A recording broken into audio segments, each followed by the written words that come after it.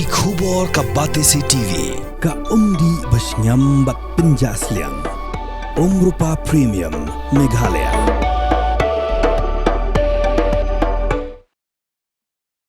President Jongga United States of America Donald Trump ulakam bu Nongsynshar ba khli du Jongga Iran Sayyid Ayatollah Ali Khamenei ulafoni bad uang bagi Iran ke kuat banyakan penbet bad ke Amerika halagi jingjua ki belajar hakini kesngi ha Iran nagada ke jingi ki ipat ba Jongga te kari utram layat ho bagla penbet banyasyang jingalang namar bagi Iran ke kuat banyakan khambanya Henry Kren Shai Shuwa ke jingalang ke Amerika kan hak ban Khyrwit bet yaki Iran ban peni Shuwa dagi kam hadin an sebut pada ke jingakan Utara mulaong bagi Nongsynshar ke Iran Nongsynshar ya keri jongki dagi jingla dan bor pada ke jinga snam balik la penyap benru yaki rupat pa kibayaki Ulang berkata nak cipai ke dampet banyak ya ke jinglang jingman mentah Iran bad hadin kata ke zashim ya ke rai kumno banle